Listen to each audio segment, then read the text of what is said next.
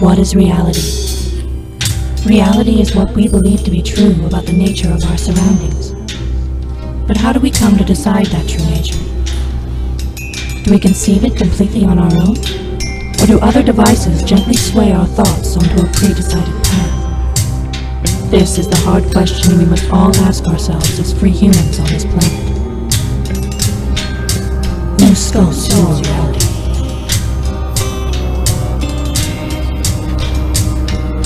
Reality.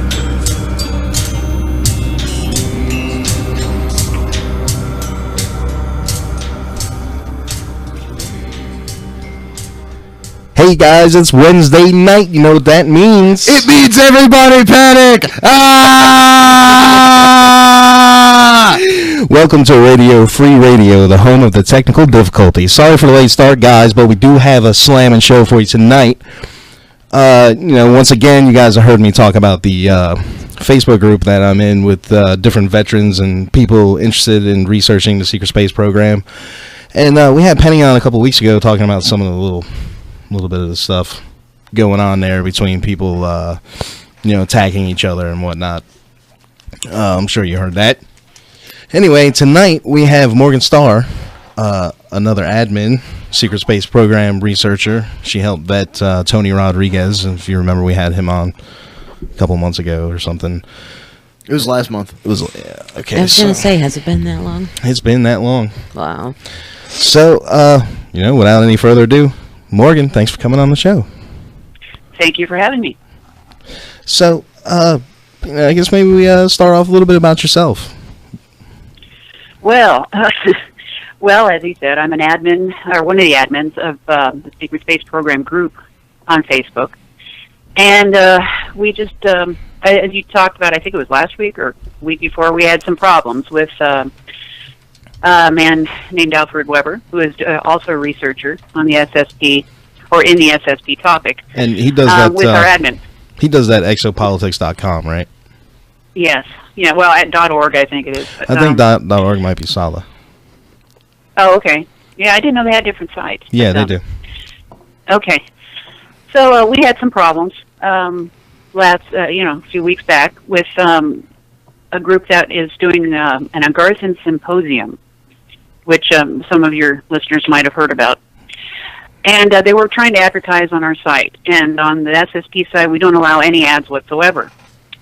And we tried to tell this person that, and as you've probably heard the story, they didn't like the idea that we said no. So they basically sicked their dogs on me and a few other people in the group.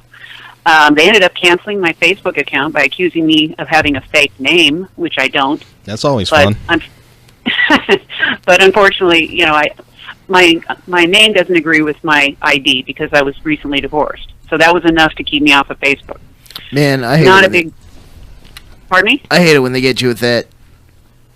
Well, it's not a big deal, really. I was able to still continue with my groups and help people out, but the biggest problem I really wanted to clear was the fact that this is going on and that people are getting duped by programs like this. There's a lot of stuff coming out right now that is taking advantage of whistleblowers and trying to skew the story and make people believe things that basically aren't true and scamming people out of money, which, in my opinion, this is what this Agarthan symposium is doing. And even if I was in doubt before, I am pretty sure now, based on their reactions, that we hit a nerve. Yeah, definitely, I would say. Yeah. That guy Alfred went insane posting that stuff, like, everywhere. Because I'm in a lot of groups on Facebook myself, and I saw it everywhere, like, in practically every exopolitics. Well, I mean, he's got several that he admins or runs, whatever, himself, so... But, yeah, I mean, it was all over the place. That's interesting. Yeah, I didn't really follow it that much. I wasn't that into it. Well, I mean, I just saw it. When something comes through our group, we tend to tell them, no, we don't put ads out. Yeah. And that was enough to tick them off, I guess. Well, it definitely set him off because at first he started attacking Penny and then he moved on to you. Like I said, I'm in a bunch of groups, so I saw it. I mean, it's not like I was hunting for it. It was there, and then I would explore it deeper and deeper, and it just was crazy how much, how hard he was trying to get that out there. And then he kept using the phrase of the name of a book that was just being released in German of his. the German DVD's Nazi secret space program. Yeah, something like that. Well, we're kind of hoping that he starts attacking us because our show is so small that we're at the point where there's literally no such thing as bad publicity for us. So, well, I got to tell you, one of the things that really ticked me off was how he went after people who are. A lot of the people in this SSP group are damaged. They've been through hell. And, I'm talking mind control, torture, mind wipes, you name it. And for him to come on there and just start calling people Nazis and cussing, and it was, and this is a guy that's a judge and a lawyer. And it was just appalling and childish, and I don't know where he got off on doing any of this. And I don't even know the guy. I've never spoken to him. He doesn't know me. The reaction was bizarre, to say the least. And if it's still ongoing, I don't know what to say other than, people need to use their discernment and their common sense and look at what they're doing. Yeah, I haven't seen anything recent. I wonder if that guy's a spook myself, like a government spook. Who knows? Well, some of us would wonder that. Who knows? So, you mentioned you work with people, survivors of, the MK type abuse and stuff like that. Mm-hmm. What got you into that? It's hard to say, actually, because I do a lot of research. I like to learn new things, and my background is in counseling psychology. Mm-hmm. So whenever I see people who are having a hard time, I kind of gravitate to it and see if there's anything I can do. And somewhere along the line, I ran into a few people that were online and talking about their experiences in the SSP. And I just kind of weaseled my way in there and found out more information, and then through different connections, I got to know different people and heard different stories, and I was really amazed, actually, about how the stories mesh with each other, even though these people don't know each other.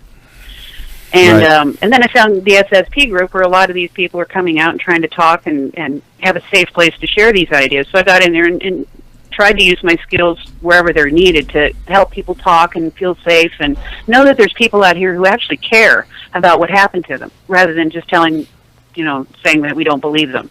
Because that's very harmful, to have a story like this and have nobody believe you. Yeah. Right. Yeah. Or to experience these things and then come home with this story and be told and be said that you're crazy. Right. On top So of I all just of that. kind of felt the need to get in there and say, I care about these people. They're, in my mind, they're heroes. They've Right. gone out there and they've done things, even though it wasn't, their own choice in some cases. They're doing amazing things out there, and they want to come out and talk about it, and it takes a lot of guts to do that. Absolutely. So I want to back that up. That's how I got into it. Dan?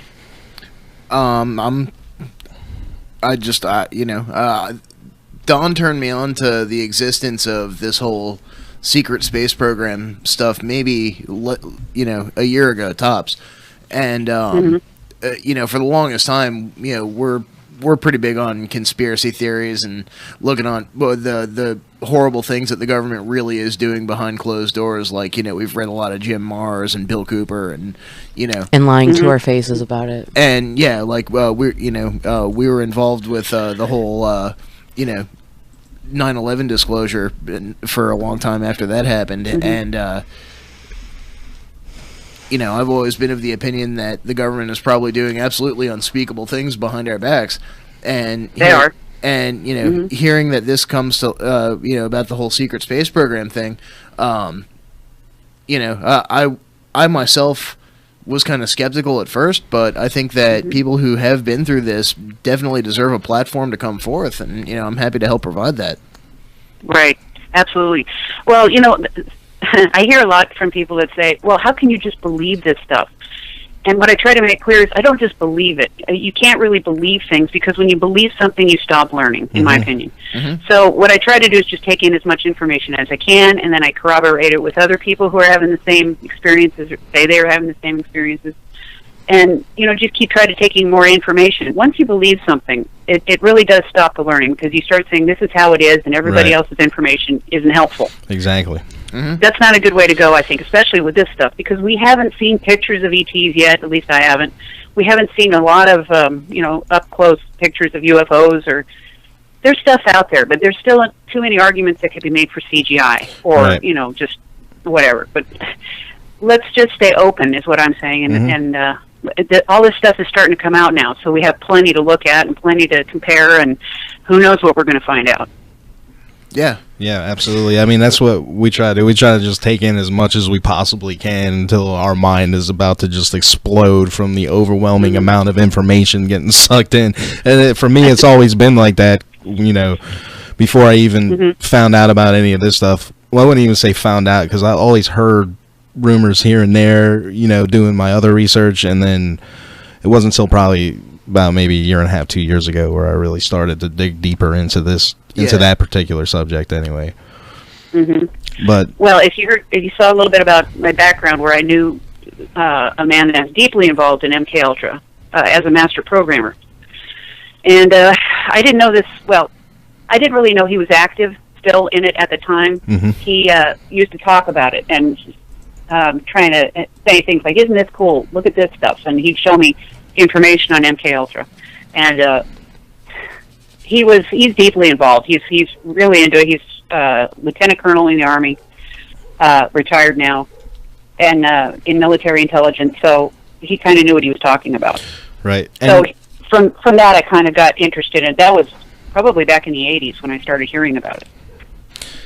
And you know, at the very least, at least in my opinion, with this secret space program stuff, at the very least, there is definitely a strong string of MK through all of it. You know, regardless of what you believe about what these people are saying, you know, the stories about going off planet and all that, there's definitely, at the very least, MK happening there. Yeah. So, like, I mean, in sort of a dark way, I almost want it to be true that people are going off world, you know?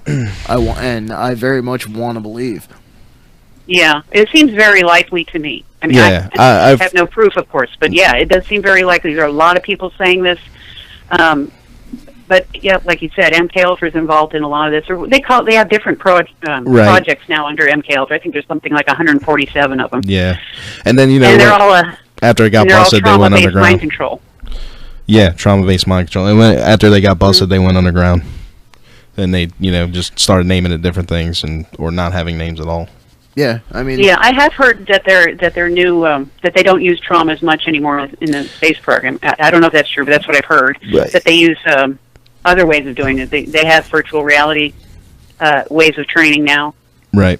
Chemical, all this different. So I don't really know what they're doing now. Yeah, I think, didn't Corey Good say something about, like, the Men in Black stick or whatever? Yeah, the Mind Wipe Prime. Something similar to that, like a piece of technology. Mind Wipes, yeah. It was a piece of technology. Well, yeah, you know, anything to do with the memory, you know, or controlling memory. It's pretty amazing to me what they can do now with, well, now I say, because it's new to me, but what they can do with memory control and you know, wiping your memory with probably, what I've heard is they use really strong chemicals and magnetics and electrical currents, and they have a way to just partition off your memory so you don't remember what happened. And that's how a lot of these people are experiencing this thing, and then coming to where they start remembering a little bit at a time, and comes through in dreams, and soon they have full-blown memories, and I guess you'd call them flashbacks, and they don't know what the heck is happening to them. Right. And a lot of these people are the ones that are starting to come out now. When they reach around the age of 30, I've heard, is when this programming starts to break down. And a lot of them start coming out and looking for Facebook groups, believe it or not, to share this stuff, because where do you go? Yeah, I mean, really. If you go to a mental health professional and start telling them this stuff, they're going to, you know. Not a good idea. Yeah. Yeah, I wouldn't recommend it. Yeah, we talk about frequently, you know, science coming out that supports, you know, the whole stories behind the secret space program. You know, I got one here. I think we talked about this a couple of weeks ago. It's, would you delete traumatic memories? Scientists discovered how. And then there's another one about... Well, and if RT, you know, anything that RT is reporting on, DARPA's had for 30 years, at least. Right. And there's another one about awakening dormant memories with a magnetic pulse to the brain. Which it's just kind of funny. Yeah, it's consistent with what... Tony and I think Randy Kramer said the same thing after an MRI, that they got large chunks of memory back. Yeah. Tony if I remember it, Tony did say that. He had an MRI, and then the memory started coming back, which I found really interesting. Yeah, and this article was from December 2nd, 2016, so well after he presented his case. Mm-hmm. And is on record saying that. So, I mean, it's not like they're making, the stuff that's coming out that's corroborating these people's stories is like coming out way after the fact, you know what I mean? Yeah. Well, I would like to say to anybody out there who thinks they're having some memories that just seem totally bizarre, like that might include aliens or including space or anything like that, before thinking you're too crazy, talk to people. I mean, look online. Maybe I'm even open for people to message me. Not that I know everything, but I have contacts and I have information that I might be able to direct people in. You might not be crazy. You'd be surprised how many of these people are out there now who are starting to come forward. I've met several, and just in the last few months, I've probably met 10, 15, and they're getting to be more and more. Yeah. So you're not alone if you're feeling like this. And those who've been through MILAB abductions, military abductions, that's also another part of this. And the memories can be blocked off, but they can start to come back, and you might feel a little crazy, but you might not be. I say chances are at this point in our history, you probably aren't. Right. That's a terrifying notion right there. What? But it doesn't have to be, and I know what you mean, though, but it doesn't have to be. A lot of these folks are scared. And, they've been scared to death, and they've been through a lot. Yeah, you just can't imagine. They have good reason. I mean, they've... Really? Like I said, the common thread here is trauma-based mind control. Mm-hmm. I mean, that just on its own is enough to, and break somebody. And early development trauma. Yeah, that's a whole other story. This a lot of these folks come from broken homes, not just broken, but I mean horribly abusive homes. And some of these programs seek out families like this because that'll do a lot of the work for them. Extreme trauma will cause, in some people, a partitioning of their personality, where they block off some of their personality, and this is what causes multiple personality syndrome, now called dissociative identity disorder. Right. And they create these people in order to program them to do certain tasks. It's hard to believe for somebody who's never, studied this stuff or run across it, but it's actually pretty common. Yeah, it involves a lot of like neurolinguistic programming type stuff, and like a trigger phrase or I hear now that they can just embed triggers in commercials, and the average person will be watching a commercial and not even know what the MK Ultra trigger is that they're seeing, but it'll be embedded in there, and anybody who's programmed to do whatever when they see it is going to do whatever when they see it. Right. Yes, there are also movies that do the same thing that are designed to keep these people, programmed. A lot of the disclosure comes out through these movies, but some of them also include programming, unfortunately. Yeah, I don't know if you're familiar with the show Firefly. Oh, yeah. You ever seen that? Did you saw the movie? I loved it. You saw the movie then? And the part where she gets the trigger through the commercial? Remember that? And Serenity, then she just, I think you're talking about. Yeah. Well, I can't remember. The girl, River. Yeah. Her name was River. She gets a trigger off the TV and then just annihilates everybody in the room. She kills everyone in the bar, yeah. Yeah, that has been known to happen, unfortunately. Something like that. All right. Those are Delta programs. That's what's known as Delta programming. It's assassin programming. They have different, I don't know if you've heard that, they have different programming. I think Beta is a sex programming. They're designed to be, satisfy sexual, not predators, but clients, basically, and to blackmail people for politicians and whatnot. That's happening a lot. I can't remember all of them. I know Delta was the assassination program. And then Gamma was something else, and I don't remember what that was offhand. Then they had the total mind control. I don't know if there's any truth behind that, but I've heard that as well. It was another bit of program like total mind control. Well, they're very sophisticated in what they're doing, from what I've learned, and they know pretty much how to do whatever they want to do to you. And I'm not saying that to scare people. I mean, if you're not involved now, you probably will never be. Right. But, there are people who have gone through this, and they deserve help. They deserve our support. Absolutely. Not, being called a Nazi. Yes. Thank you, Alfred. That's unfortunate, because when when Alfred labeled one of our admins a Nazi, that was really that was really cruel, actually. Yeah, well. because she did not have the choice to work for the Dark Fleet, which she ended up having to do. That was not her choice at all, and of course would not have done that had she that choice. Right. I think it was my understanding that no one has that choice, really. Yeah, they're pretty much all Not that I know of. conscripted, unless they're the ones that are, I guess, born in the program. Yeah, I've never known anybody to, fill out an application for the Dark Fleet or anything. But Yeah, last I heard, Nazis aren't really big on asking for things. Yeah. no, not what I've heard. Oh yeah. So I got your bio here. I was looking through it. It goes through your history. Your spiritualism. Do you want to talk about that at all? Well, sure. I'm very interested in what you experienced. I was just always very interested in spiritual topics, in metaphysical and the occult, the paranormal, all that good stuff.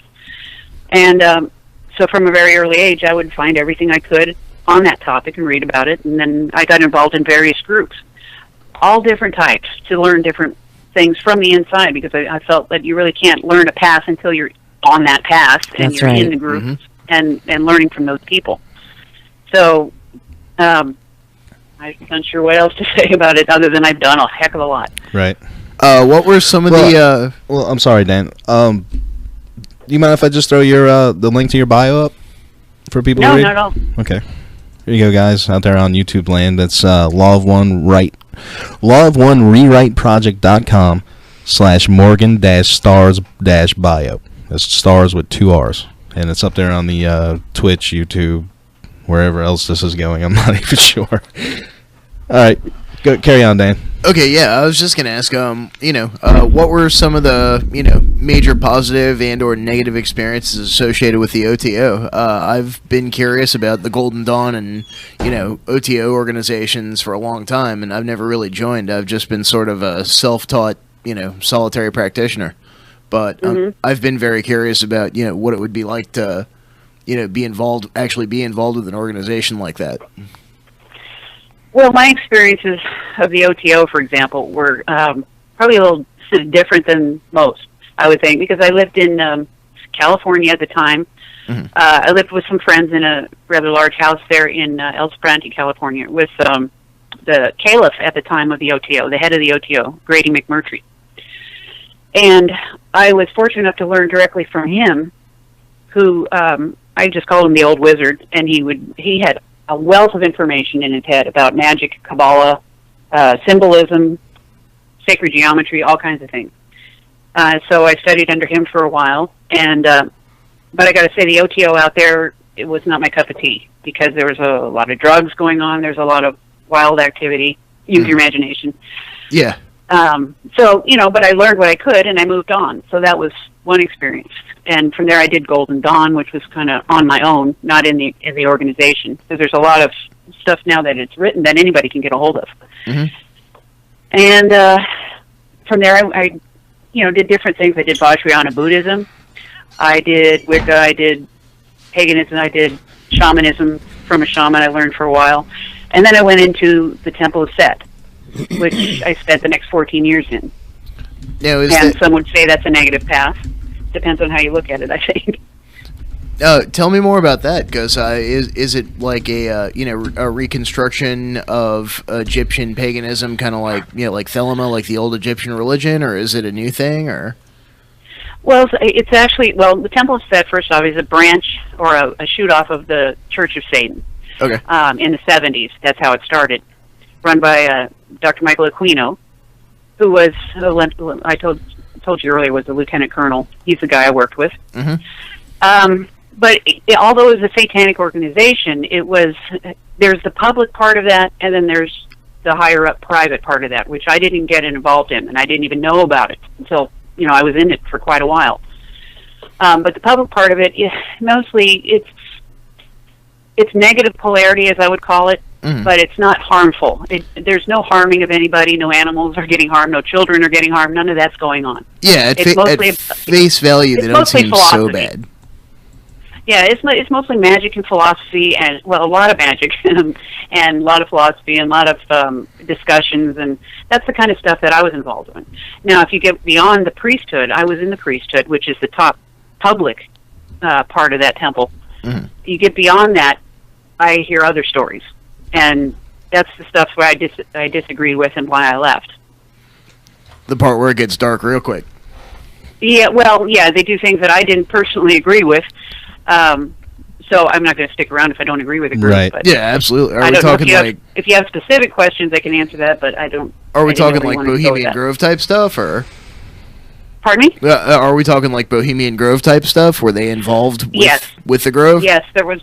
Yeah, there was that. And well, Dr. Aquino was highly involved in the government. I mean, he was friends with Cheney. Mm-hmm. Oh, so he was probably an attendee. Yes, I have no doubt about that, actually. And you know, there was just a lot of things going on. There was a daycare thing going on in the 80s in San Francisco that he was apparently involved in, but got completely cleared of. And it just, you know, some really shady stuff. And since I've left the temple, I found out a lot more that was going on.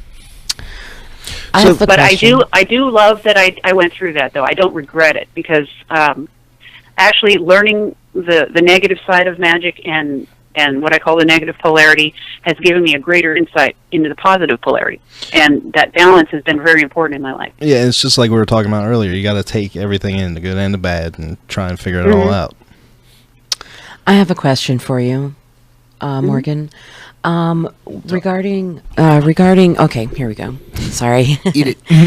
Okay, I watched Tony Rodriguez's interview and his discussion about his experience with his abduction and what had happened to him.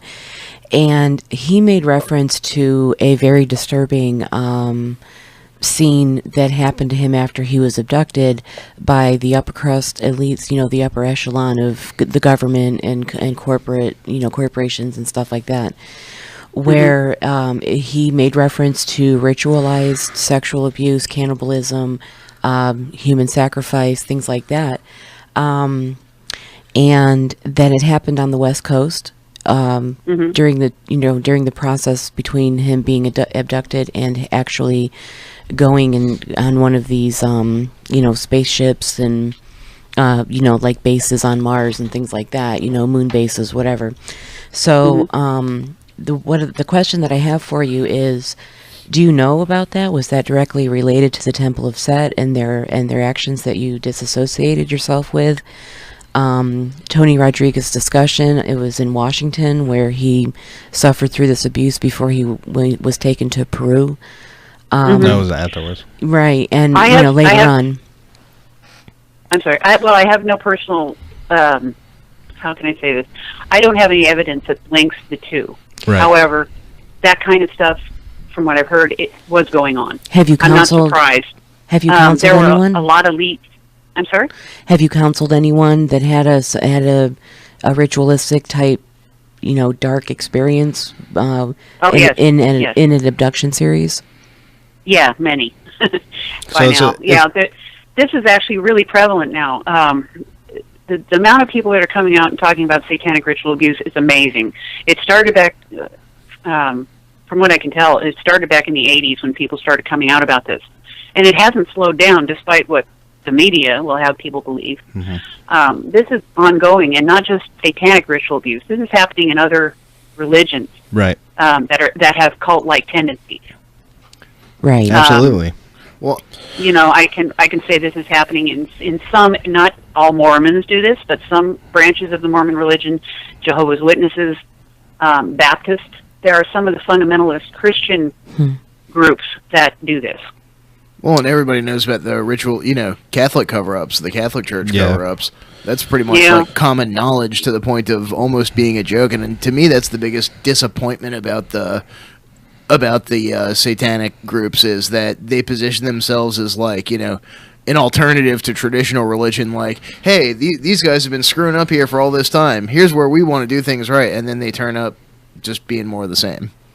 Right. Well, there are many, many different satanic groups. There's no centralized authority. Right. Yeah. it would never work with them anyway. Right. Can't hurt cats. The nature of the left-hand path is you're going after power, so they're going to be fighting each other all the time and trying to claw their way to the top.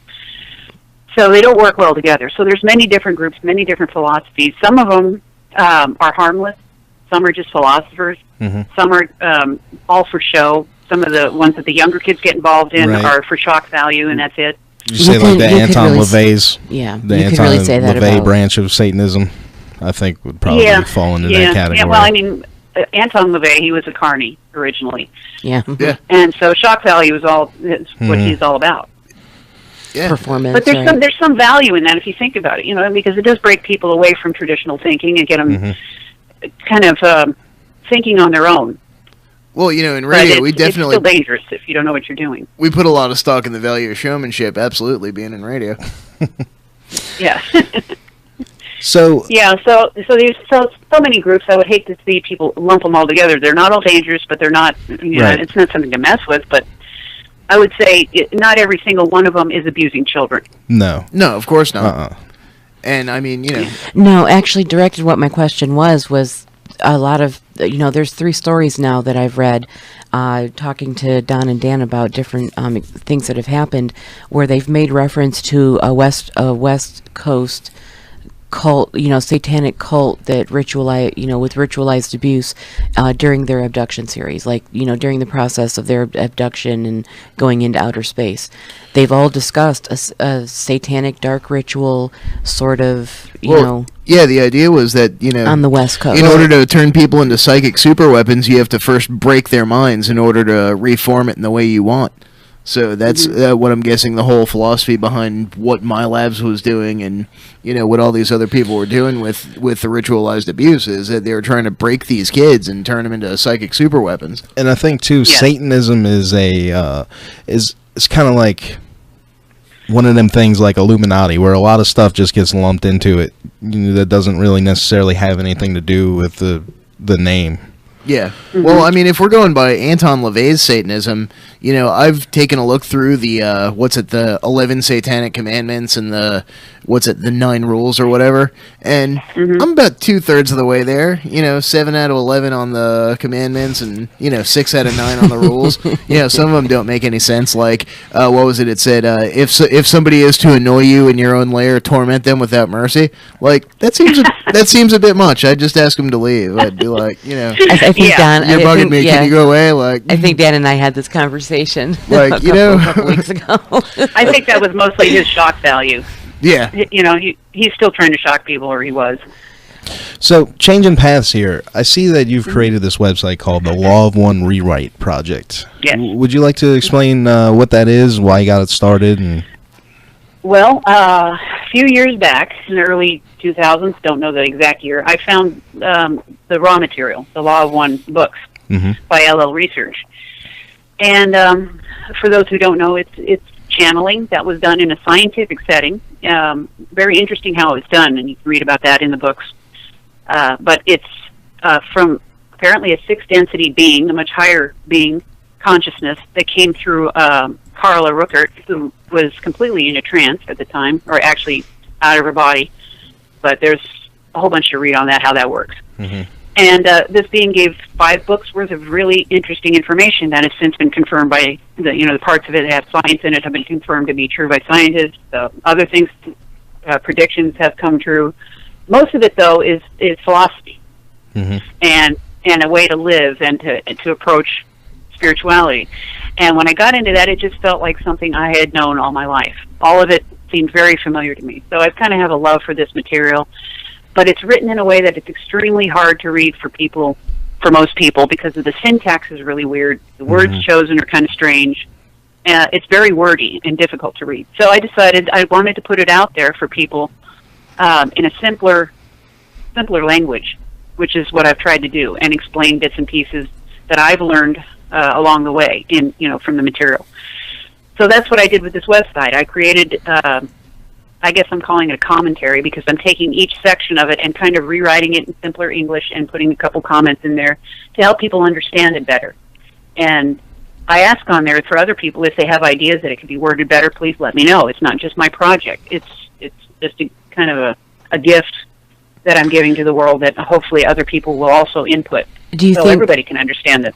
Do you think that I'm just curious about something? Do you think that maybe the reason it was wordy and difficult to kind of wrap your head around is maybe the angelic interpretation, like, you know, trying to interpret what this message was from such a source of energy and light? You know, do you think that might be the reason why it's influenced? That, you know, that could have, I guess what I'm asking is, could that have been an influence in why it is so wordy and hard to read?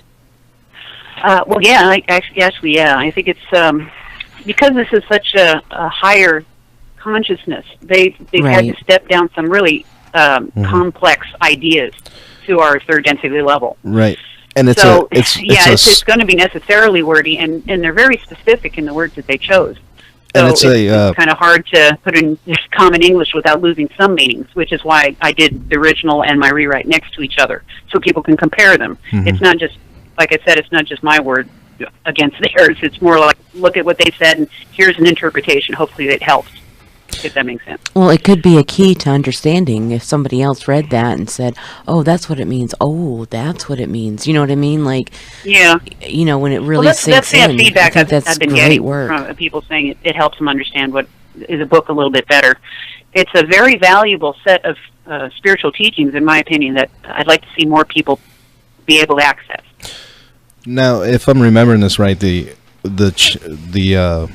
not the channel, I guess what they were channeling was, it's a 6-dimensional social complex, correct? 6 density. Yes, density. I think my understanding, and some people disagree with this, but my understanding is that there are many dimensions inside one density. Right now we are in 3rd density with a physical reality, and we are apparently moving into 4th density, which is a different kind of vibration or frequency or whatever you want to call it altogether. And these teachings are kind of designed to help you make the transition. Right, so this is like a collective of consciousnesses, right? So it's not like just speaking to one individual. So I think maybe that... Ra is apparently a collective consciousness, a group consciousness. Right.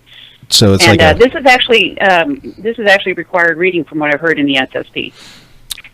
Yeah, I've heard that. I've also heard they on the Cosmic Disclosure show that Corey Good was saying they were telling them to stay away from it. Yeah, that should tell you something. Don, could you... I mean, he's since then, you know, been like, has read it and, you know, whatnot, but he said I guess he was in Solar Warden when he was in Solar Warden, they told him, you know, it's a bunch of garbage or something. Could you put the link for the book series that she's talking about on the Reality Brief Facebook page? I sure can. And then I can take a look at it closer later on. And if you want to check out her really great work, Morgan. If you want to check out her breakdown of that, it's just lawofonewritewriteproject.com. And I'll post a link to that on the Facebook page as well for you guys. There's also a link up here to their Facebook study group, which, yes, I'll be signing up for that. Oh, great. Yeah, send me that link on Facebook. It's right there. Okay, so... Thank you, Morgan. Let's see, where are we? Okay, what time is it? 8:51. Good. All right, so, let's see, we talked about your earlier path down the left-hand side. Do you yourself have any recommendations or any experiences or memories of being off-planet or being on Mars or Sirius or anything like that? No, I don't, but I've just had some interesting experiences over the last year, just talking to different people who have been in the program. And because of my genetic history, if you want to call it that, my grandmother was a Bauer. And the Bauers, as I said on my bio, is part of the Rothschild family. So there's some genetic anomalies that have been passed down, and I've gotten some of them, which I've been told is reptilian in nature. So because of that, I've been learning more about that aspect of my history and my life and all that. But it's kind of strange, but I don't have any memories, actually, of being anywhere else other than here right now. About how many people would you say that you've helped, you've counseled through, you know, MK trauma or similar? I'll just say MK as like a general blanket for, you know, trauma-based mind control. Yeah.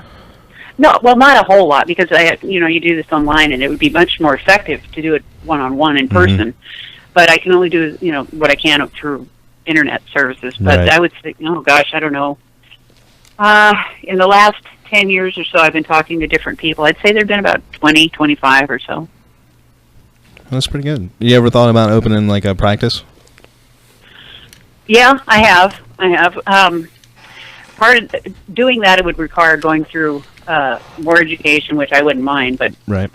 More education, licensing, and all that. And I'm already doing it. Right. And I do my best to try to stay up on it. And you're not going to learn about this stuff in school. No. I've got the counseling training, but to go any further, I don't think I would learn anything else that would help me with this, unless I was going to go ahead and be a full blown psychiatrist, psychologist, or whatever, Right. which I'm not.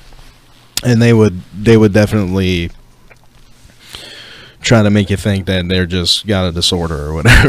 There was no such thing. And as yeah, that. that's another reason I kind of avoid mainline education at this point. At least in this right now.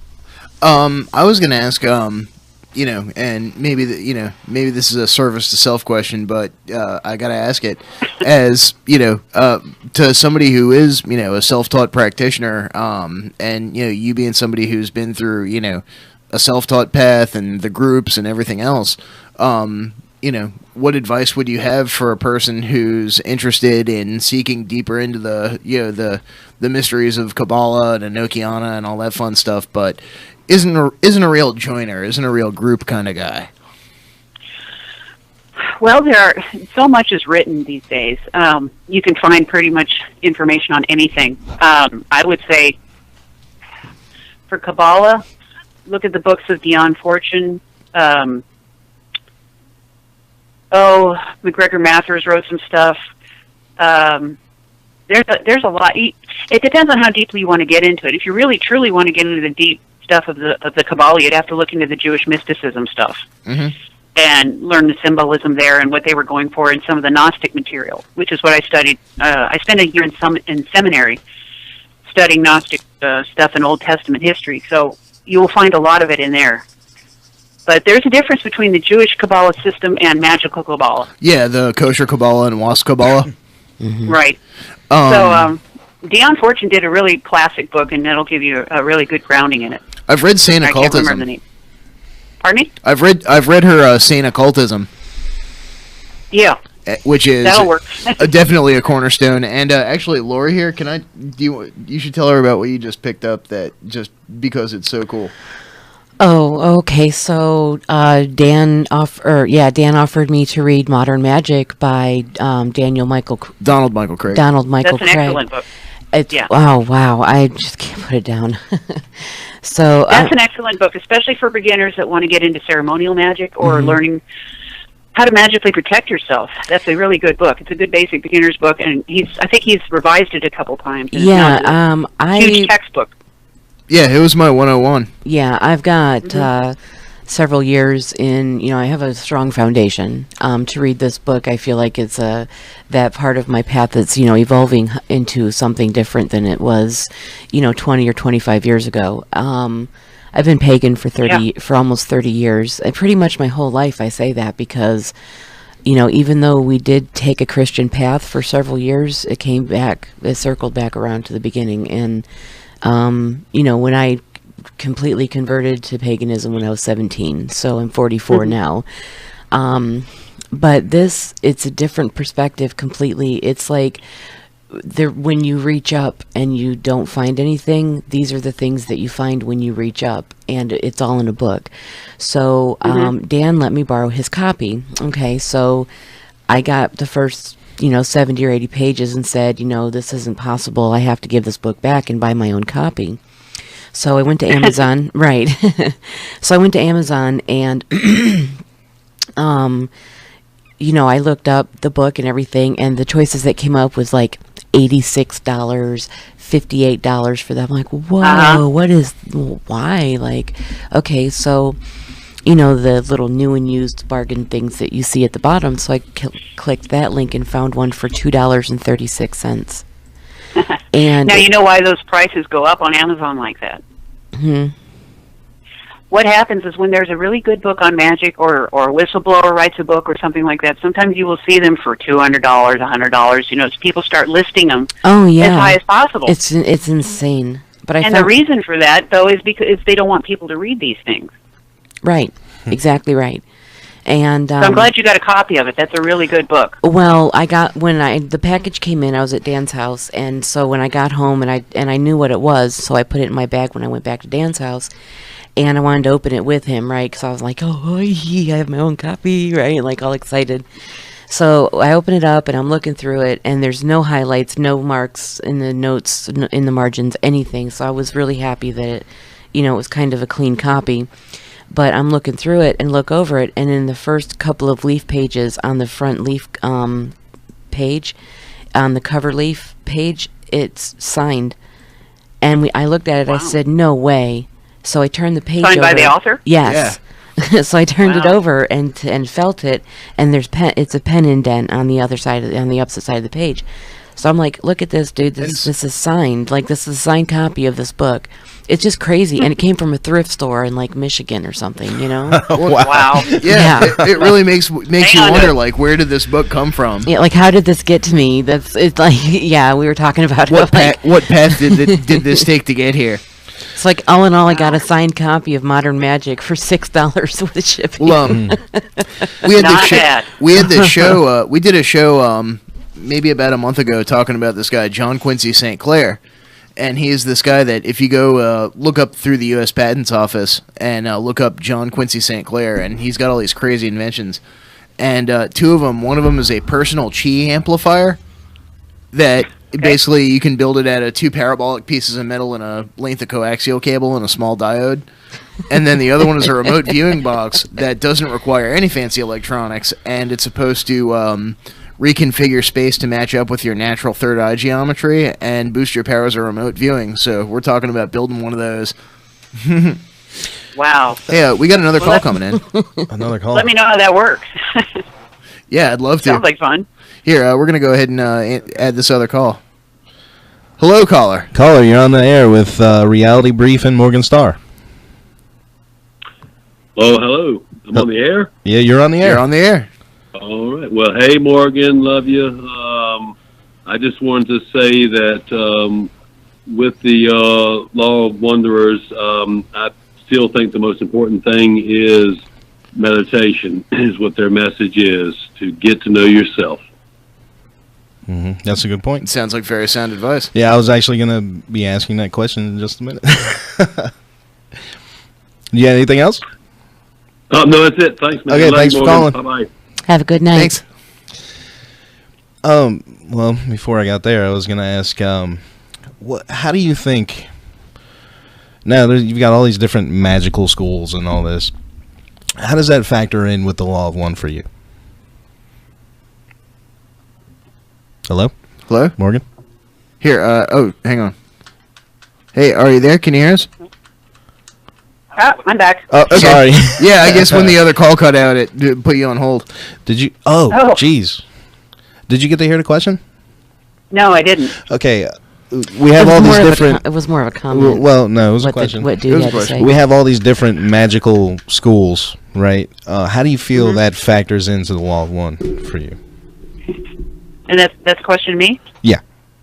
Oh, okay. Well, shoot, anything that teaches the law of one is going to fit in. I mean, it depends on the school.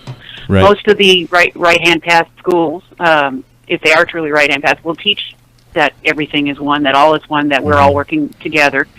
The ones that don't, that are asking for money and your loyalty to things that you don't even know yet, I would stay away from those. I would say that's not law of one. Yep. Sounds like very sound advice as well. And that's a part of why I've been so squirrely about joining like any sort of magical organization.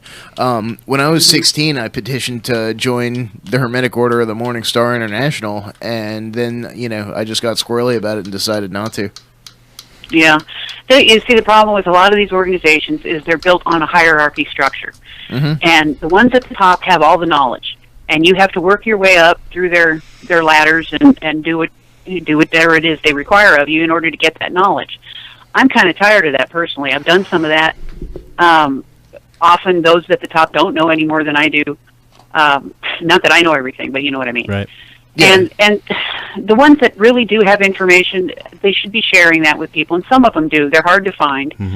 You will get a lot of information just on your own studies. There's not a heck of a lot now that they have that we can't find. Yeah, honestly, there's this one group on Facebook called CMG, Chaos Magic Group, and the Chaos Magic Group has, there's a lot of BS and nonsense in there, but their library is fantastic. A lot of BS and nonsense. Their library is amazing, and joining the group is worth it just for access to the library, in my opinion. Okay. And there's a huge outpouring of knowledge, and that's, I think, what appeals to me about this whole chaos magic thing is that it is so decentralized. Not to get sidetracked into politics, but me personally, I tend to lean towards agorism and anarchism myself. And so that's why I absolutely love this huge outpouring of knowledge. It's ultimately just democratizing access to source. Yeah, I think it should be open to everybody. It's just my personal opinion. Well, we are coming up on the break. Did you want to hang out for the second hour? We got some Secret Space Program related stuff to go over. If you wanted to hang out, you're more than welcome. Awesome. And, fourth man. There you go. We'll be on break somewhere around 5-8 minutes, something like that. When you hear the music go off, then we're back. Right. I don't know. We don't have a way to. I wish we had that right at this point where we could put callers on and talk to them off the air. But right now, you'll get there. No private conversations ever. All right, so we're gonna hit the break, and this is www.radiofradio.com, and you're listening to Reality Brief.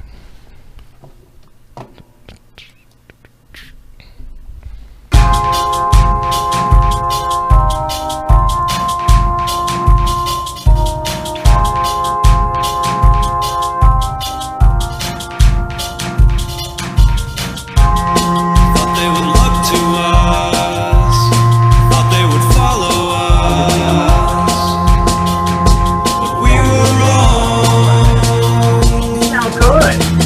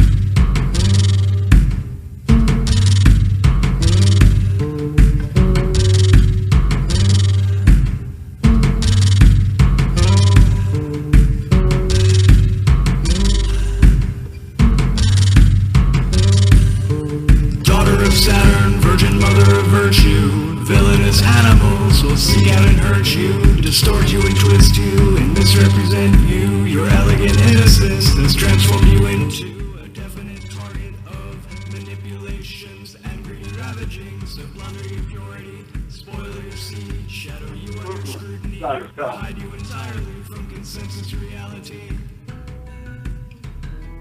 Veritas, one and only. Veritas, our own.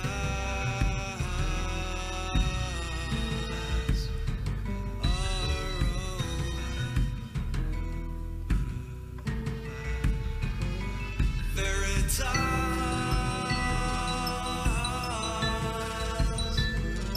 we will find you. We will know you. We will own you.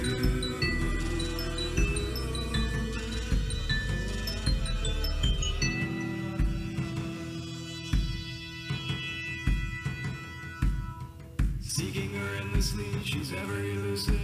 Further and further now, your source gets diluted, and the well is always deeper. How deep can you dive? How deep is your need to stare the truth in the eye? The truth is that you hide from her. You are vulnerable. Hey guys, we're back. Sorry about that. And freezing to death. Freezing. Morgan, are you there? I'm here. Okay, sorry about that a little bit. Like I said, this is www.radiofradio.com, home of the technical difficulty. And freezing to death. So In our we're secret, back. undisclosed location. Your station for hypothermia. So we're back broadcasting from Antarctica. It's a little chilly out here. We saw some spaceships just a minute ago. Did you It's really? Pretty cool, yeah. No, you didn't. We were heating ourselves Shut your next mouth. to it. So we're back, and we're with Morgan Starr. Hello. Oh, you know what? Hello? Yep, I'm here. Yeah, turn it off. Thanks. So, we got a lot of stuff that popped up this last week here. Well, first, what do you make of this, this is to you, Morgan. What do you make of this, this Trump executive order that got leaked about the NASA thing? I'm not actually- sure if I heard. Which one was this? Okay, hold on. Let me see. Find it here in the notes. Got so much stuff in here. Okay, the Trump NASA Authorization Act. So essentially, it's the National Aeronautics and Space Administration Transition Authorization Act of 2017. So the Trump administration is finally committed to funding NASA's plans for deep space human exploration in the coming decades, to the tune of $19.5 billion. Sounded familiar? Jesus. Yeah, Christ. I'm not sure what's going on with that. I'm sure the information that the public gets is nothing close to what's really going on. Yeah. Central to these plans is the proposed crewed mission to Mars, which is scheduled to take place by 2033.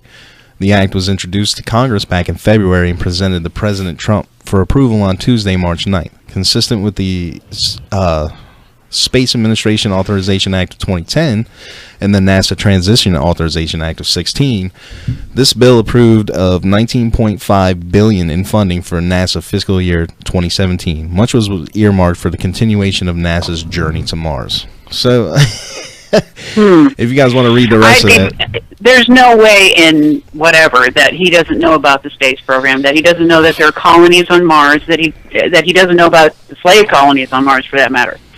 So I don't know what this is. It's some sort of it's the public story that they're given for some reason, and I don't know what that could be.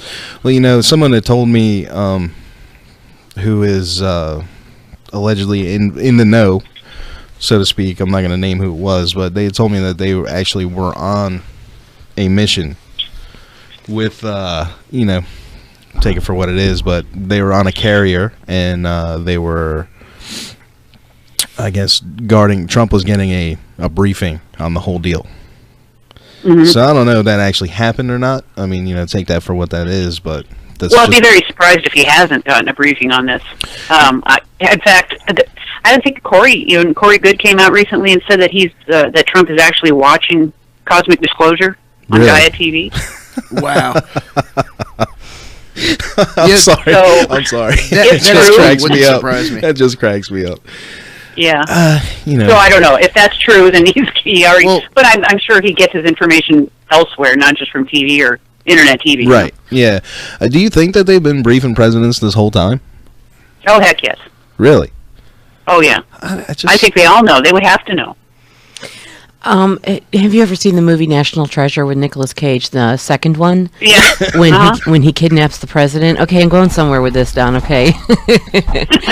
At the end of the movie, he talks never about have, so. in that book. Supposedly, there's some book of secrets for the presidents, and he was talking about page 43, and it was like the last few minutes of the movie, and he's like, at some point we're going to have to discuss page 43, and it closes the movie, and and the first thing my brain went to, and this was long before I met Don and with the space program and stuff, and I'm like, I wonder if that has anything to do with, like, colonizing other planets or, space bases deep out where they've already traveled and, they've been doing this for how long has it been, way back in the day. This is probably, it's always been a fascination. I haven't heard that, but we all know that the answer to the universe is 42. So, well, maybe it's 43. No, maybe they just got it wrong. But yeah, I wonder if they're going to make a movie about, I don't know. I'm not a big Nicolas Cage fan, but I just thought that was entertaining for a Yes, minute. you are. No, I can't stand his face, dude. I think that was the one where wasn't he playing Nicolas Cage was a CIA guy in this one, or was that a different movie? Which one? What, the National Where? Treasure movie? Oh no, No, I'm thinking of Snowden. Actually, he was in that one Okay. where he played a ex-CIA guy, but he was the one that was bringing out all the information. Oh, I didn't see that movie, but no, National Treasure, he's I think he's a historian, or his father, been they a were, while. like, it was kind of like the codes to figure out, like, Da Vinci codes and what the forefathers and Freemasons in the early history of our country left behind back then, and putting all the puzzle pieces together. But he was a linguist or a codist or a historian or something to do with protecting, national documents or something like that, to that effect. He stole the Constitution, the original Constitution, and then whatever. Right. But yeah, I did. I seem to remember that. Well, I've heard from various insiders that there are many levels of clearance above the President of the United States. yeah, Right. I've heard that too. Yeah. Isn't that where the whole cosmic disclosure, because it was cosmic top secret? Yeah, that's Was what I've heard. They say that cosmic is the top, but who knows? Right, yeah. Even the president's not the president. You know this. Well, I've heard it was Right. like a squad of reptilians, and then after that it was like some aliens and, reptoids and mantids and things like that. But there's, all of the races of the earth that, he'd have to know about that. I mean, and all of them would have to know about that. I'm assuming that all world leaders, know about what's really going on. Yeah. It's just us peons at the bottom that they don't tell. Well, they know what's and going we're on. finding in out on our own country. now. Right. Yeah, I gotta Well- disagree with that. I mean, I just feel like that if it is as compartmentalized as it is and is overreaching, I don't feel like maybe they tell them something, but I don't feel They like just they're tell 'em giving what them the they whole need to know. story. I mean, because that just means to me that every single, none of these people had any kind of moral qualms with this. Well, or maybe the presidents are just the sweet smiling public face of what's really Right. going The president. on. The president is the CEO of a corporation. Right. He's not in the know You at know- all because of all the Yeah, goes the on behind United him. States has been incorporated. I forget the year, 1871 or something like that. 17, I forget. But the president's just a CEO and a puppet of the higher ups, and we've heard all kinds of stories. Well, at least I have from different people about who the actual leaders of this country are, and it's not the president. Some say there's a group of, I don't know if it was 7, some say 9 of different people who are probably connected to the Rockefellers and the Rothschilds, and they're kind of running everything. And they supposedly these people also have contact with the off-world rulers, if you want to call them that. Whoever that might be. Yeah, and there's a lot of speculation as to who exactly that is. Is it interdimensional beings? Is it the Well, Draco? Is it... That sounds like an intergalactic federation. You mean the Galactic Federation of Light? That's another interesting thing. No, and an intergalactic federation, generically speaking, yeah. My understanding actually is that this Galactic Federation is not running the planet, from what I understand. They're a federation of different species that are out there that are sentient species and intelligent species who are working together. Right. In my research on it, it's hard to find anything like solid. It's all just a bunch of crystal love, like it's a coin of phrase there, and I can't really. And then the stuff I did find is strikingly similar to Scientology. So I don't know. Yeah. I just that's why we're fighting for full disclosure. That's why we want this all to come out now and not 100 years from now. And I know that Corey Good has talked about some type of federation too. Well, the whole Sphere Being Alliance thing is a little. I'm very skeptical on that. It's good to be it's good to be skeptical about everything.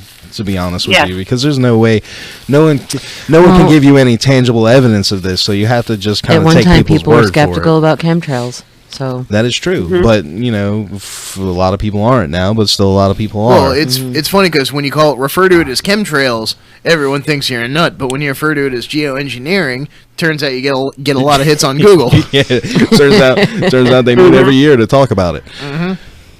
Now, I posted this video in the in one of them groups, the Secret Space Program group, and it was an alleged. This is what they were saying. It was a TR-47B, which is an unmanned spy ship, and it doesn't really look. It kind of does, but all the other pictures I've seen of it has other wing sections, which I guess is possible. Or the X-47B? Yeah, X-47B. My bad. But it's wrapped in that blue saran wrap that they wrap. There's this picture floating around, and people are saying there is a anti-gravity drive helicopter. We're going to go ahead and play that for the audience right now. Sorry if you're listening on the radio. You're going to need to jump on YouTube to see this. Go ahead. And, there it is on the back of the truck, just getting shipped away. And, I don't know. Did you get to see that video? Yeah, let's play the whole thing. No, don't play the whole thing. It's a waste of time. It's not long. Morgan, you didn't get to see that video? No, I haven't seen this one. Yeah, I mean, it looks, it is similar, but it isn't exactly the same to me. And I'm wondering, and the thing about it is, why would they be transporting this stuff on the ground so openly like that? Now, how do you know what it is? Well, I was going to say the same thing. The official story on it is, because it's coming out of an Air Force base. Give me a second to pull up on I found an article about it. Why would it be all blingy and stuff, though? That doesn't make any sense. It'd be all lights and cutting off roads and making a spectacle. That's precisely what they're doing. All right, so U.S. Navy confirms transport of unmanned aerial vehicle. And there's another picture. Dan, can you pull this article up for this picture? Yeah, sure. And they're loading it onto the truck, and it's definitely a triangle. But the pictures of the X-47B that I've seen definitely look different than that. So several readers called the Bane.net, claiming they saw something fall out of the sky and then an unidentified object being transported from the base. The unidentified object turned out to be an X-47B unmanned aircraft that was heading for cross-country trip as part of the Unmanned Carrier Air System Demonstration, UCAS-D program. The V-47B is heading to Northrop Grumman's manufacturing facility in California. The second is making a coast-to-coast trip in recent weeks. And there's that picture, and it just looks like a big blue triangle with pool tarps all over it. And then it goes on to say the Baynet also reached out to St. Mary's County Sheriff's Office about the alleged reports of an object falling from the sky, but the office said it was unaware of any such incident. So what did you say, coast to coast? Because there's a Northrop Grumman here too. Yeah, I know. That's California to... Well, Northrop Grumman owns the patent on the Treb on the TR-3B. Man, I have not been able to confirm that, Dan. You keep claiming that, but I have not seen that. Okay, you know what? I'll try and find the PDF. Yeah, do that, please. Okay. But anyway, considering the source, it's some local newspaper. Of course, they're going to be like it's an X-47B, but the interesting thing to me is that people were saying they saw something fall from the sky, and then they pulled this thing out of this Air Force base. I don't know. I think it's all too high spectacle. Well, a lot of these things, from what I'm getting, is they're ours, rather than UFOs and ET craft and all that. We have a lot of this stuff. Absolutely. Apparently. absolutely. And that's my point. What I'm saying is, I don't think this is what they're saying is. I think it's something different.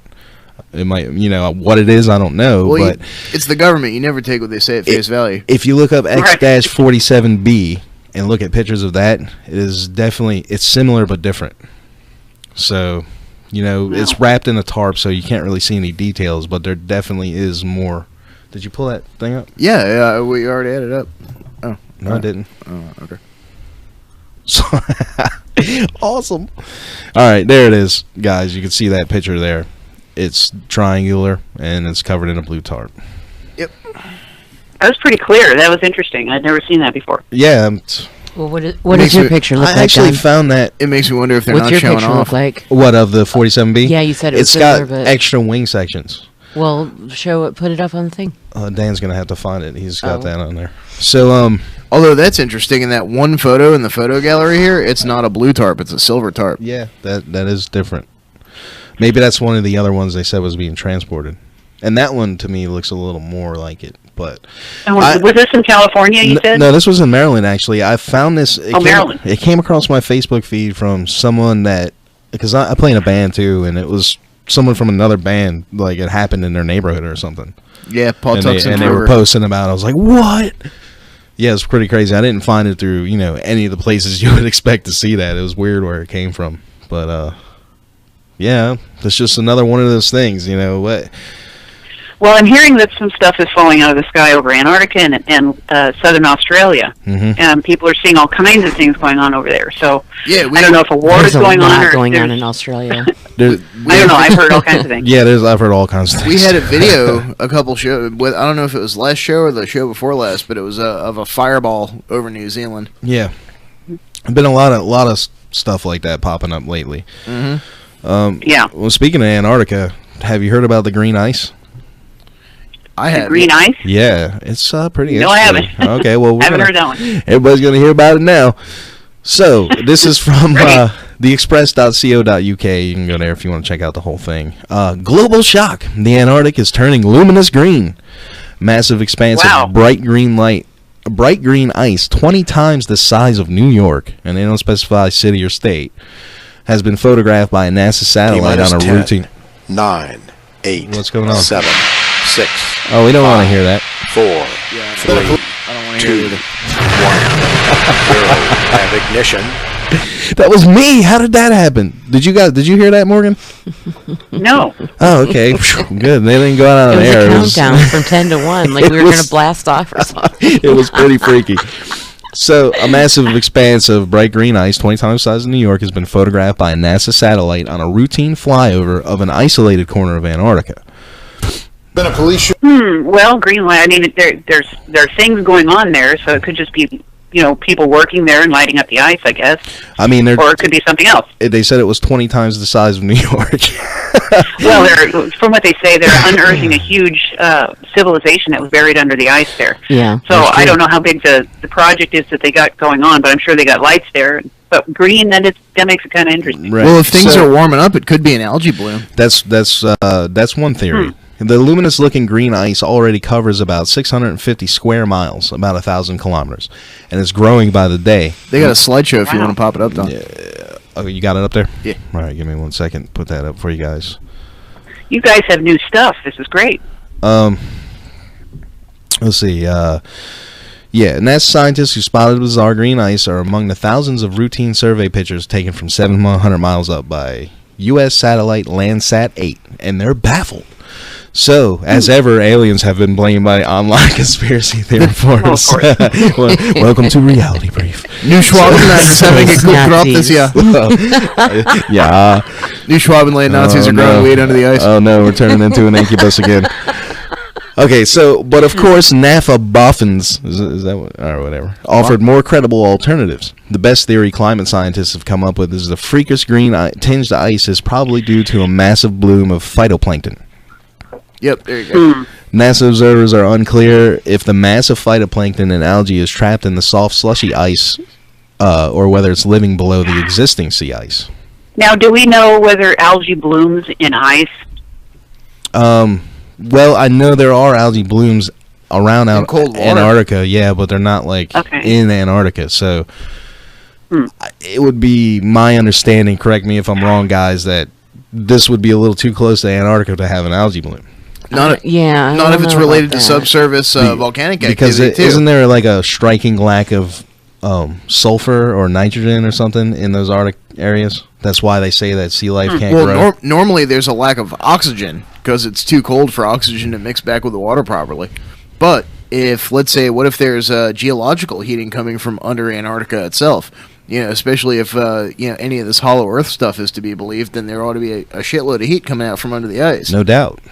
So I think I did hear that it was heating in some areas, and I don't know if that's due to activity under the ice that they say is going on, or what was something that? else. A few months ago, we were talking about that. Well, just last week they were talking about a chunk of ice the size of Connecticut breaking off. Yep, and it looks like from the pictures that this is a chunk of ice that's like separating. So it is possible. I guess it could be, an algae bloom, but it would be. It's just crazy. There's something going on to create. This isn't a normal. Yeah, something changed. A drastic change in the environment. Well, do we know if it's normal? We've only been exploring Antarctica for less than 150 years. I mean, that's true too. I mean, but if it is normal in that sense, then it's definitely it takes a long time for this cycle to come around. I mean, with all the ice breaking away, it's definitely a heating. So who's to say? I mean, like I said, you want to check the rest of that out? That's express.co.uk. And the title of that article is Global Shock. The Antarctic is turning luminous green. Oh, yeah, and that was the thing, too. It's glowing. It's actually glowing. So cool. Take that for what it is. Well, I hope we get something out of there soon. We should be getting pictures of what they found, I hope. I swear, I'm getting so sick of hearing about the Antarctic disclosure. It's making me so angry. Just tell us already. Jeez. Yeah. Well, it leads us to speculate. I mean, it does, and we do. Okay, so here we go. So after World War II, they sent a bunch of Nazis and huge drilling equipment and construction equipment, capable of building skyscraper-style buildings underneath the ice in Antarctica. And that there's actually cave-style, beautiful paradise, in the ice caves where the heat from the inside of the earth and the ice meets together. It creates this incredible, sculpture of land and all this kind of stuff that there's, colonies that are underneath the ice in Antarctica. So what if something broke, like one of their internal oxygen supply systems, or if they are having anything to do with space aliens and Nazis under the ice in Antarctica, because they said they unearthed spaceships and there's pictures of that. None of that's been fact checked. The current narrative, from what I understand, is that there's a pre-Diluvian civilization, which is being speculated that is the aliens hovering because of the melting. Maybe it's something in a machine somewhere that broke. Who knows? It's like Morgan said, it could, with all the stuff they're messing around with, who knows? It could be lights. Yeah. All right. So there are people saying that there's a war going on there. I mean, that there are battles being fought, that the Draco are there. That who knows what it could be? It could be evidence of the war going on, for all we know. Yeah, we were talking a week or two about the rumors of nukes going off down there, and then factoring in with all the extra radiation getting detected airborne. Well, that's at the South Pole, though. The radiation that was detected was at the North Pole, right? But it was across Europe, Which I thought that was in the South. No, it was in the North Pole, but it wasn't in the North Pole. It was in the northern hemisphere. Europe. But it could, it drifts. Radiation drifts through the air. So, and England gets their storms from Russia. So that's the way the jet stream moves on that side of the planet. Is all the air from the Arctic Circle comes down over Europe, over Germany and Denmark and England and France. I have a friend in England who said that when the hurricanes come off the east coast of the United States, they turn into cyclones over there before they hit. They turn into snowstorms over there. Interesting. Well, there is speculation, too, that, if you've looked into any of the hollow earth theories, obviously there's bases under the ground, DUMBs, at Deep least that we have. Bases.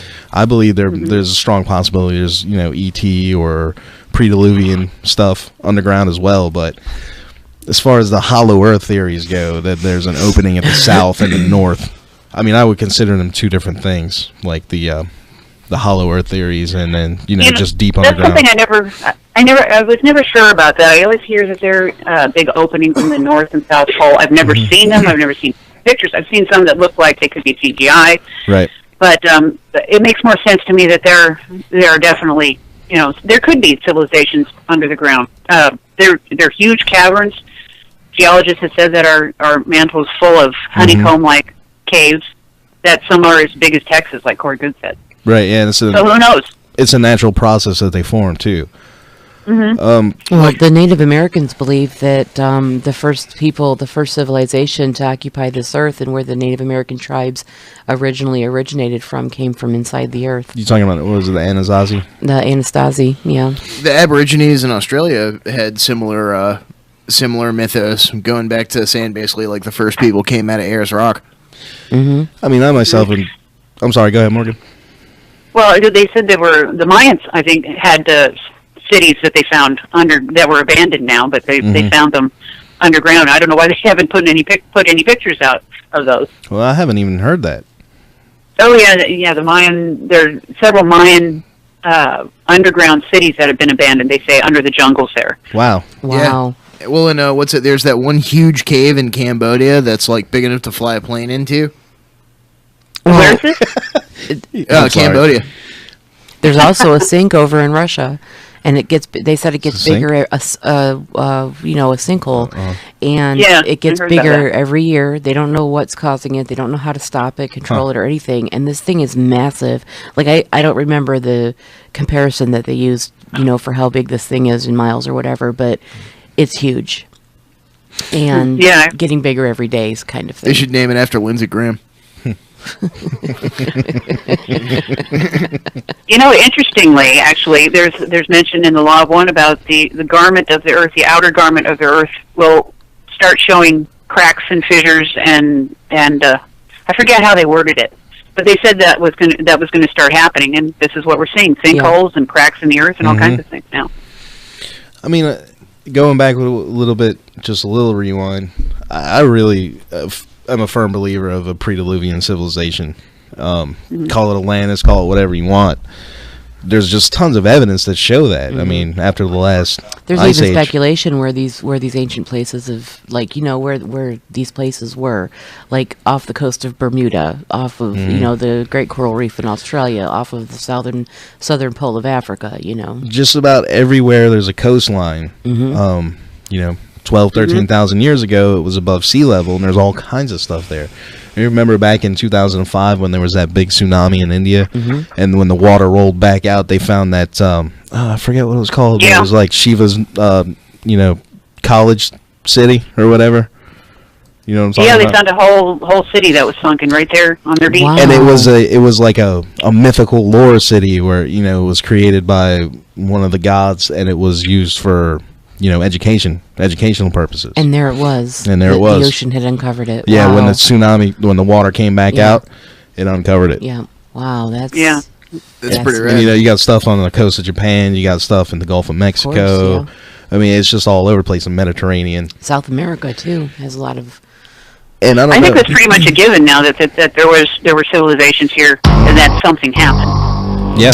And we've had to start over again. I wonder if there's any correlation between these ancient civilizations and, prehistory UFO sightings, because they mostly come off of the coast of South America, Australia, Africa.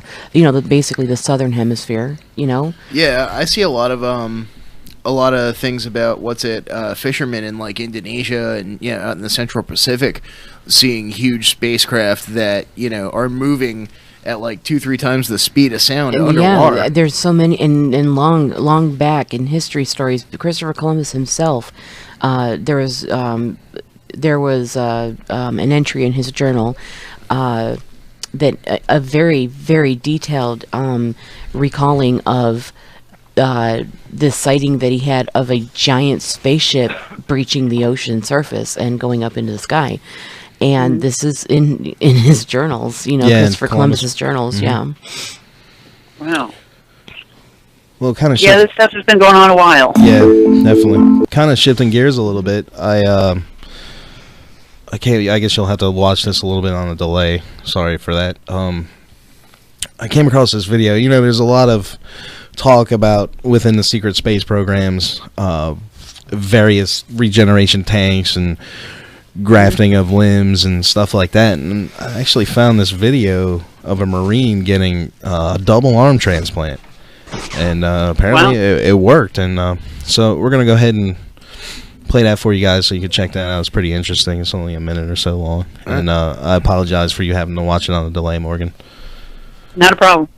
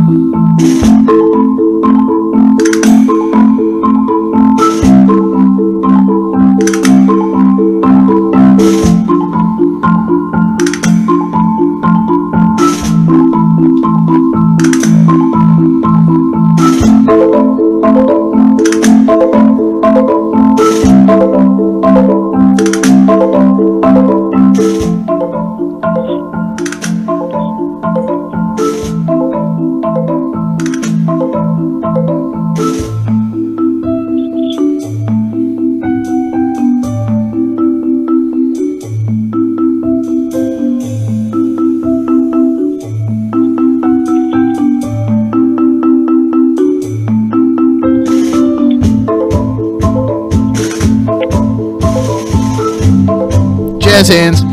So, you know, it's just like what we've been saying this whole time, like, you know, previous shows. We even came up tonight. If they're just letting us know about the basic of the basics of some new technology, DARPA has most likely had it for 50 years, and they have already perfected it. So whenever stuff like this comes out, it kind of, you know, goes along with that whole SSP narrative. Well, it just makes you think that kind of stuff, and I think this is very slow disclosure, I guess, because from what I've heard, they can regenerate limbs using holograms, using hologram. Yeah, the way they do it is they have somehow with the DNA they put it into whatever computer system they have. I have no idea the technical, you know, details of how it works, but what they say is they put your DNA in, and it reads that, and it creates like a hologram. You have to lay very still for I don't know how long, but it creates like a hologram where your arm was, say if your arm got blown off. And slowly the cells regenerate and start building a new arm. And they say within just a few hours, in some cases, new limbs are there. Wow. so. It's kind of like a photonic blueprint. I mean, you know, it is speculated. Something like that. Yeah, Randy Kramer talked about this. Some of the other super soldiers have come out and talked about this.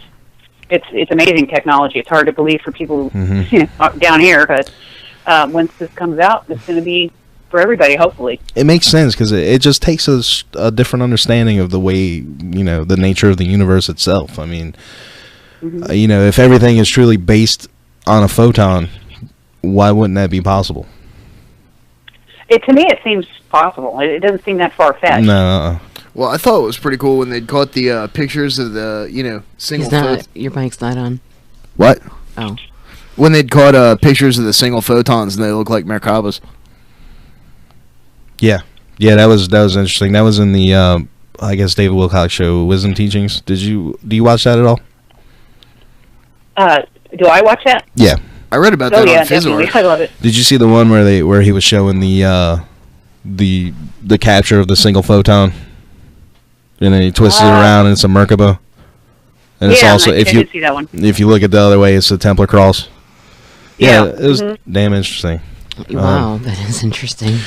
Some of that mystery school kind of knowledge that they let out a little bit at a time. You know, and they say, I guess the Crusades or whatever, they were supposed to have picked up on a lot of that ancient Gnostic knowledge, and that's what they kind of carried on through the Templars and everything. So, you know, it makes sense. This might be a drip of that too. The whole photonic DNA and limb regeneration stuff.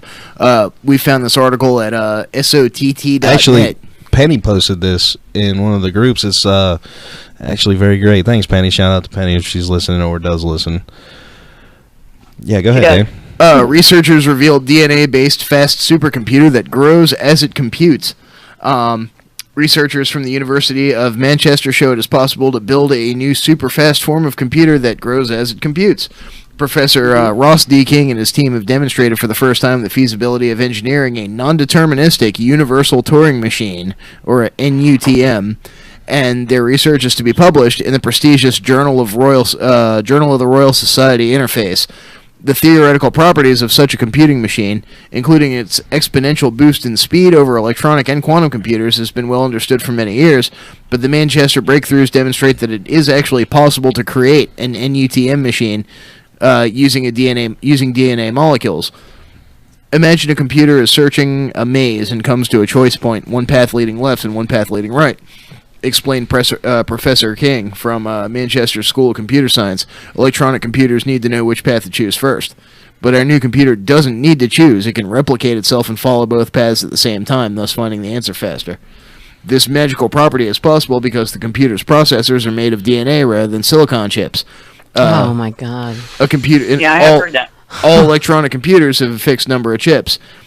Our computer's ability to grow as it computes makes it faster than any other form of computer, and enables the solution of many computational problems previously considered impossible.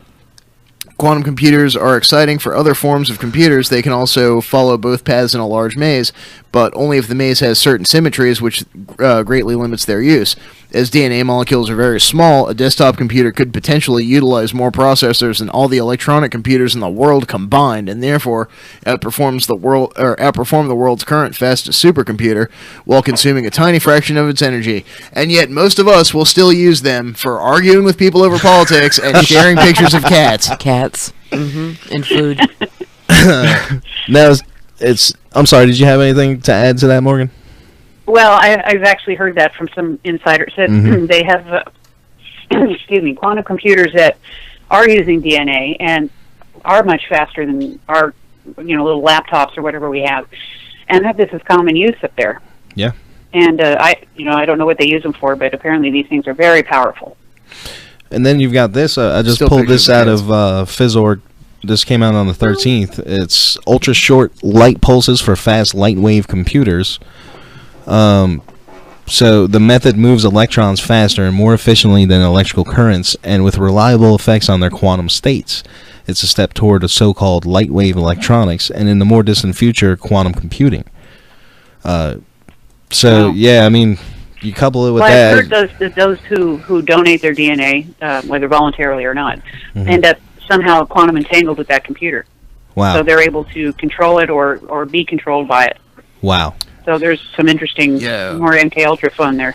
Yeah, when I first read that article, that the one that Dan read, I ain't gonna lie, I got a little creeped out, man. It's just the possibilities with that type of technology, to me, seems endless, and it's scary. I mean, it's like almost you could create an actual artificial, not just a artificial intelligent machine, but a biological, like artificial life. Yeah, essentially. And here's the problem with artificial intelligence is once it discovers that it's the superior species, because it is actually a new species, and once it realizes that it is the superior species, what comes of us? Because that's straight out of some Skynet bullshit out of Terminator right there. We either get replaced or upgraded. The SSP is actually pretty, from what I've heard, they're actually pretty concerned about that. That AI has been spread around various places in the galaxy, and that it has taken over some areas and destroyed them. And they're very concerned about that here, to the point where you cannot take electronics with you when you go out on these missions out there, because they run people through some kind of a testing. I don't know how they do it, but they check them to make sure that they're not infected with some AI nanobots or whatever it is. Yeah, and then they have to put you through a shock, moderate shock. They say if you found to be infected and they want to get rid of it. Apparently, it can just wreak havoc on everything. Yeah, if AI gets into it. Well, it makes me wonder if things like Mass Effect aren't predictive programming. There was this one big series of games that came out called Mass Effect, where you have to basically save the galaxy from this marauding army of gigantic. Basically spaceship-sized intelligent, AIs that are coming back through the galaxy every 50,000 years and culling all the organic life that could possibly pose a threat. and then you get the choice of whether you can take it over, destroy it, or synthesize with it. And if you synthesize with it, all the organic life in the galaxy and all the synthetic life in the galaxy basically just swaps DNA and all becomes one, so there's no point in fighting anymore. Yeah, I have heard that concern coming up. Apparently, it's a real one. Yeah. And it's interesting too, because I've noticed that a lot of this AI stuff is coming out in the movies a lot more now. Yeah. And I noticed we watch an episode or show called Shield, Agents of Shield on TV every now and then. Yeah. And that's the current storyline is AI. Is it? Very cool. I read an article back when 9/11 happened that the government officials in America, the first thing they did was contact movie producers because they had no idea what could happen next. And, you know, talking about this artificial intelligence, space travel, warps, you know, sound barriers, wormhole travel, back and forth through time and future to past and etc. You know what I'm saying? That this isn't already happening, because if you see a movie about it, that's what's going on. And that predictive programming that Dan mentioned, you know, and it just makes you think, like, what are they really, like, are they trying to tell us something? And that maybe we need to pay attention a little bit closer to media, and not so much like corporate bullshit media that, like, over, you know, CNN or whatever, ABC News, but like, you know, fringe news where you find out about these things. What? Well, if it turns out the Stargates really are real, then, I don't know about 20 and back, but I'll do 5. Be careful what you wish for. Don't say that too loud. You just gave consent, dog. You just, dude, you just said NASA You're was done. listening to our NSA was listening to our program. I already got and now look what you did. I already got kicked out of NASA once. What can they do to me again? This is why we can't have nice Right. things, Dan. Oh, Dan. Dan. You just consented to being a slave for 5 You years. Good consented job. to some anal it's probing, good job. dude. I already did it once. What's another 5? So, you know, the AI is getting out of control. I mean, it's all over the place. Terrifying. We're- It's, you know. I got this other one here. News Artificial Intelligence Lab unveils synthetic speech system. And you know, it goes on to say, this is at technologyreview.com. It goes on to say, now Baidu's Artificial Intelligence Lab has revealed its work on speech synthesis. Baidu is like the Chinese Google. One of the challenges in speech synthesis is to reduce the amount of fine-tuning that goes on behind the scenes. Its big breakthrough is to create a deep learning machine that largely does away with this kind of meddling. The result is a text-to-speech system called Deep Voice that can learn to talk in just a few hours or with little or no human interference. So, I don't know if you remember the, what was it, chatbot? Yeah, Omegle. Where you'd go in and you'd say something to you and say something back, but it got programmed to talk, like, over the course of however long. Yeah, I remember that. Well, this is essentially that, but, you know, it doesn't need human input. It just needs a very, like a Star Trek translator, I guess. It hears a little bit of the language and it figures it out. That's pretty rad. Wow. Well, what's it? There were two other. We're coming up on time pretty soon, but there were a couple other stories I wanted to squeeze in real quick. I was hoping we'd have time for these. Something from space.com talking about fast radio bursts. The headline leads, could mysterious cosmic light flashes be powering alien spacecraft? And there's a short video, but I just check out the article real quick. They're wondering if fast radio bursts are basically the signatures of advanced interstellar civilizations, heading from one system to another. Yeah.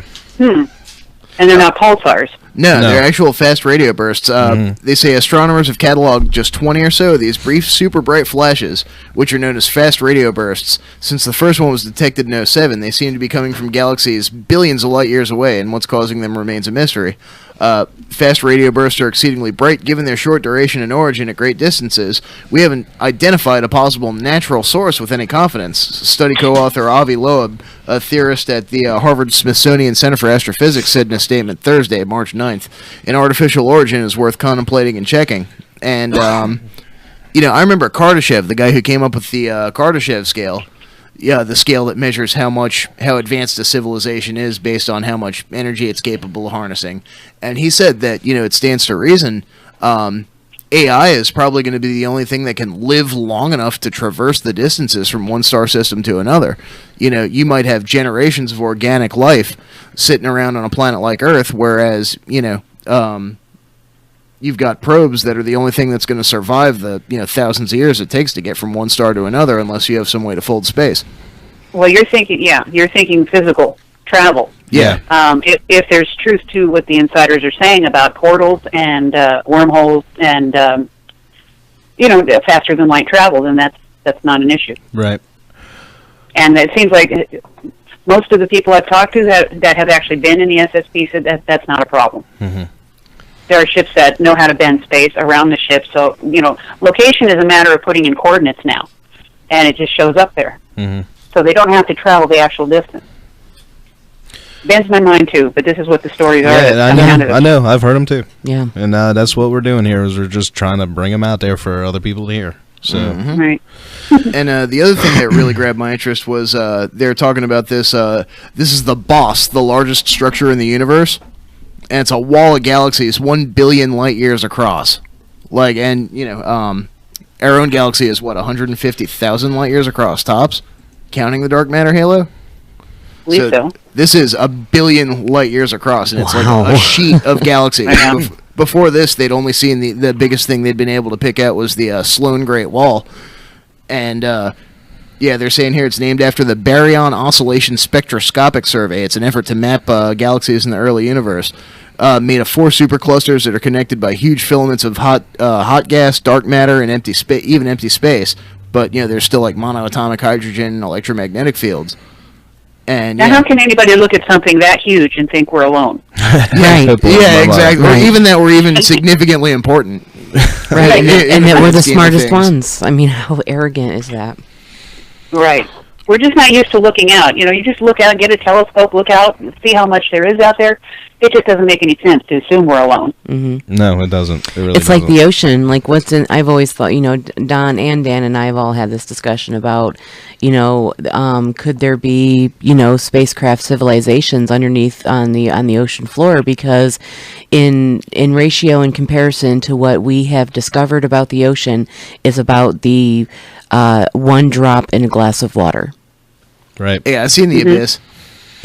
Well, we are coming up on the end of the show. We'd like to thank you, Morgan, for coming on, and you're more than welcome to come back anytime you want to talk about something. It was awesome talking to you, Morgan. It was really nice Well, meeting thank you for having me. I had fun. This was great. Very, very interesting. Yeah, we hope person. you'll come back on. Yeah, you know, soon. definitely. And, more I'd love conversation. You want to give out your website for us one time?